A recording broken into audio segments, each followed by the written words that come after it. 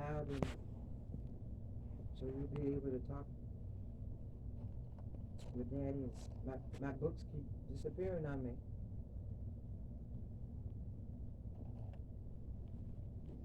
What's that book called? What kind of people? Toxic people. Toxic. And most people are toxic, and they're toxic parents, and then they control the kids.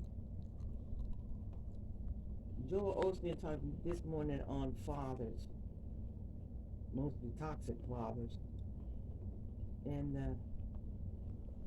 I'm sure we would like to get a copy of that sermon.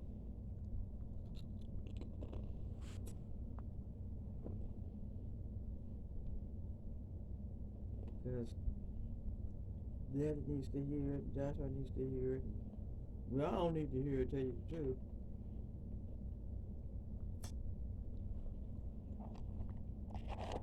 Uh, Daddy does not talk and explain himself. Not good enough for me, so I would be surprised if he explained himself to you. And so before he walked out a few minutes ago, he said, we usually all of us go together.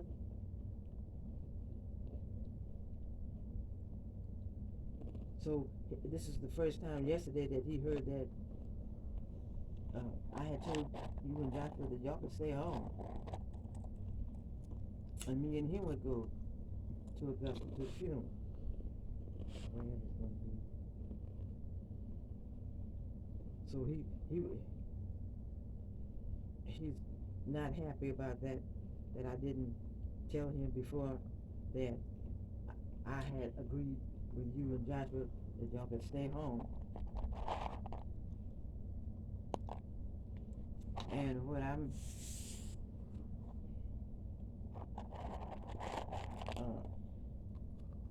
unsettled about is that you're 26 years old, Joshua's 33. Y'all should be able to stay in this house by yourself for a week.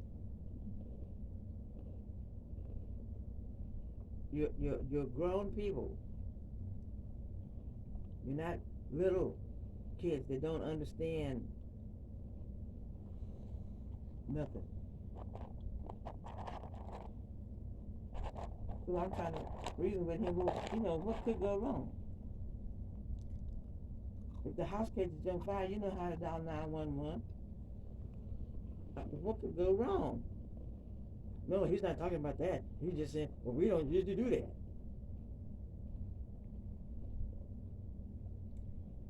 The last time we went to Georgia, Daddy, we were doing, I already told you, he did not want to go.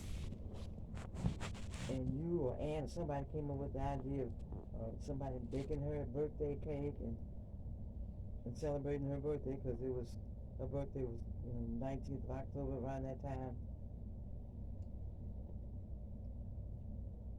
for an incentive for her to go to Georgia. He doesn't understand that when a person don't want to go somewhere, they don't want to go, and it don't make any difference how you play it up. Birthday cakes and stuff. And I'm getting tired.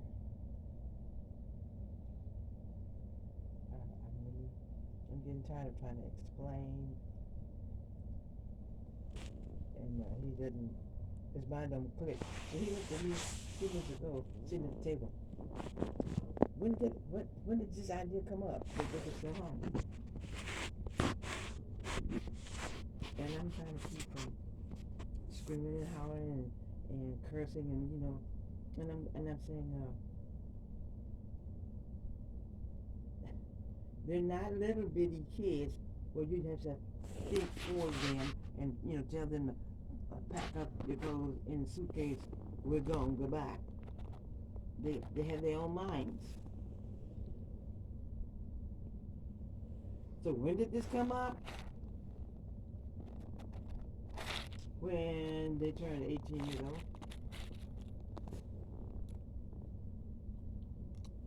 This is when it came up. You don't listen. Thea told you before. She said, I don't want to go to Georgia. All she see is trees.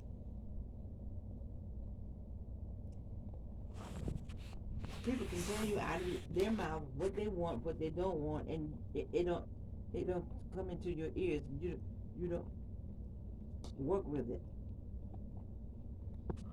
So if you're surprised, then I guess you just have to be surprised.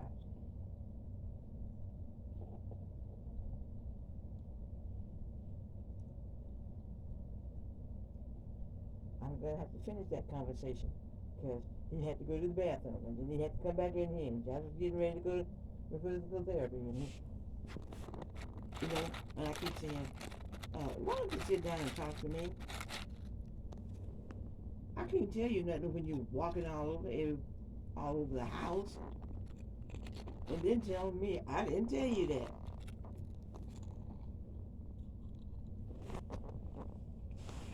You don't know that your son is 33 years old. You don't know that your daughter's 26.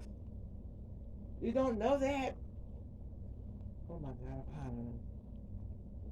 How do you talk to somebody that don't know a 33-year-old is a 33-year-old that he can think for himself? How do you say? What do you say? 1 plus 1 is 2. I would say don't talk to them. I don't think that would solve it. Well, I waited. He was talking alone on the phone, and when she said, well, I'm sorry about Katie. Are you going to drive to Georgia? And is the kids going with you? And he said, yeah, we're all going. I said, I'm sitting at the table with him. No, we're not. Kids aren't going. He said, yes, they are. I said, no, they're not. He said, yes, they are. I said, no, they're not. And so Lorna said, uh-oh, I started something, didn't I? She's on the phone in Houston.